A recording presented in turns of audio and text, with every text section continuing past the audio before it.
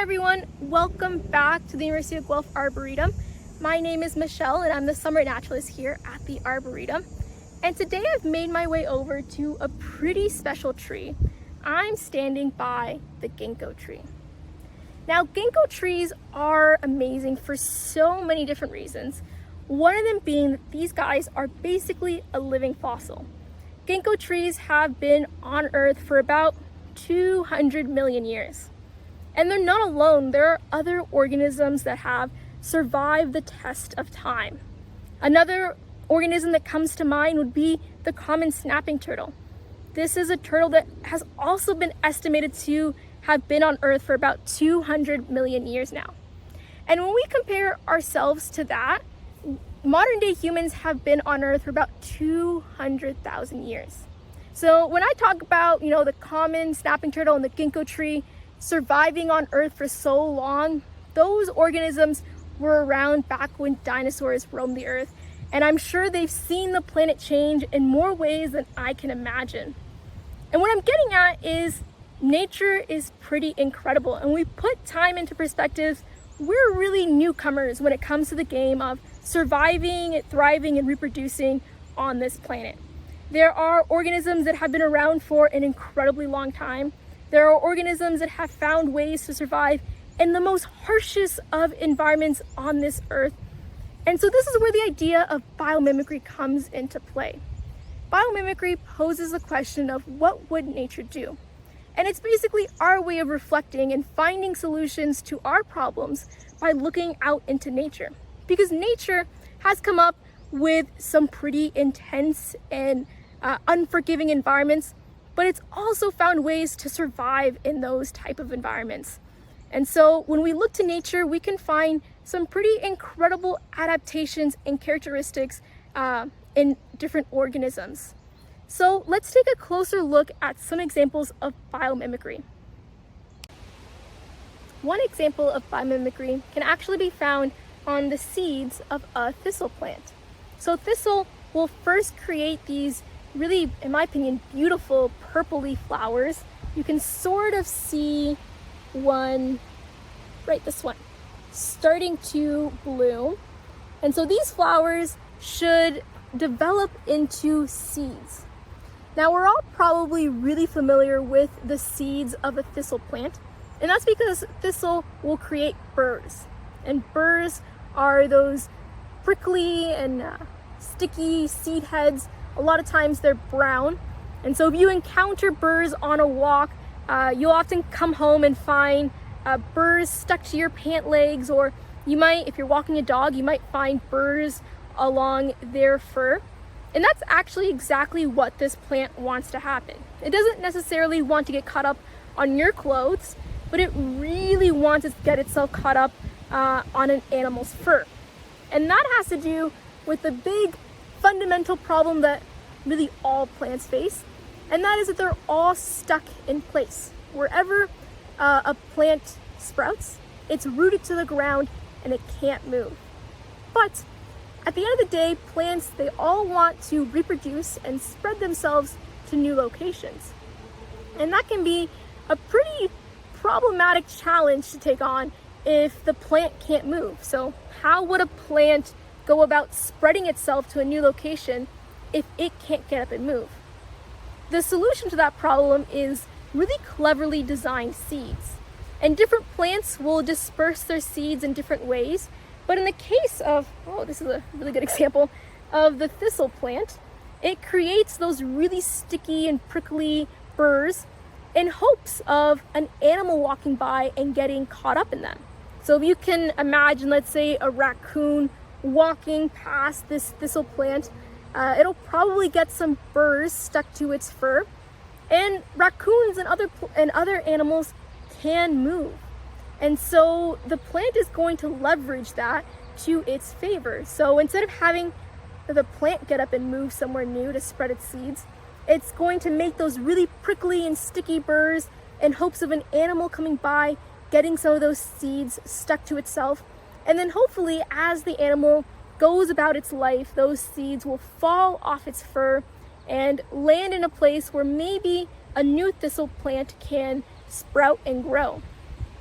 Now, thistle plants and really any burr creating plants aren't the most popular because they can be, somewhat uncomfortable to get stuck on yourself. But they have inspired a really useful invention. Velcro is actually inspired from the prickliness and the stickiness of a burr. So next time you use Velcro, it's an invention with so many useful applications. We've all probably used Velcro at some point or another. Next time you use Velcro, make sure to thank your local burr producing plant because they inspired that really useful invention. Another example of biomimicry can be found in the coloring of a butterfly's wing. So we oftentimes recognize butterflies as being this really bright and colorful, really beautiful animal. Oftentimes their wings are full with these different colors.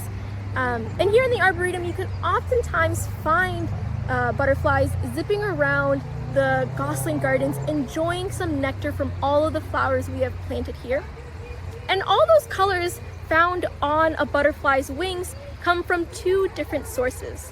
So some of the colors are a result of pigments, and some of the other colors are a result of something called structural coloring. Now, structural coloring isn't only unique to butterflies. You can find it throughout the animal kingdom, and it's a pretty interesting way for an animal to obtain a certain type of look. So in structural coloring, if we can imagine a butterfly's wings, there would be little nano shields across that butterfly's wings. Well, imagine this rock is a little nano shield. So these little nano shields will join together in a specific pattern to cover a given area. And these little nano shields, nano meaning small, so you can't even see them with your bare eyes, they have the ability to bend and reflect light. So in doing so, all the colors that we see operate at different wavelengths. And so by bending the light differently, this can cause certain colors to become really bold and vibrant and kind of be emphasized on an object. And in certain cases, bending light can cause certain colors to become more muted or maybe not seen as much on that object. So a butterfly can create some pretty amazing colors across its wings by using structural coloring. And we can see it on other animals like the dog-bane leaf beetle. This beetle has some beautiful metallic iridescence, and that iridescence is due to the same little nano shields that would be found on some butterflies' wings. So those little shields on the dog-bane leaf beetle are able to reflect light in a way that creates an iridescence. And what's really cool about that iridescence coloring is if you bob your head around a little bit or maybe look at that dog-bane leaf beetle from a different standing point, it'll give you different looks of those colors. So you can kind of play around with what colors you're seeing by bobbing and moving around. And that's because you're seeing light at a different angle as it bends to create that iridescence. So structural coloring is a really beautiful and interesting way for an animal to gain its coloring. Now, not only is it really pretty to look at, but it's actually made some human applications. So certain companies have developed paint that uses structural coloring. The idea behind that is the paint can become a very specific or very bold color. And it even has some sort of a eco-friendly application as well, because they're starting to create paints that can reflect certain wavelengths of light. So infrared light is a spectrum of light that we can't see, but we can feel it as heat. And so if you can imagine what it could mean for, let's say, a house to receive a coating of infrared light reflecting paint, all of a sudden that house on the outside is reflecting heat and maybe won't get as hot on the inside. So this can reduce the amount of energy it would take to keep a house cool during the warmer months. So it's pretty amazing the applications and the things we can come up with when we look to nature for answers. Nature has some pretty amazing solutions and adaptations to the world around us. And so if we just take a page out of nature's book, we can benefit from some of those pretty cool adaptations and characteristics found out in nature. I definitely invite you guys next time you go on a walk to consider all the different problems and solutions that plants and animals face in the world around yourself. And maybe reflect how biomimicry can be useful for yourself. What can you take from nature to make your life a little bit easier? I hope you guys enjoyed today's video and you'll join me next week for another one. See you then.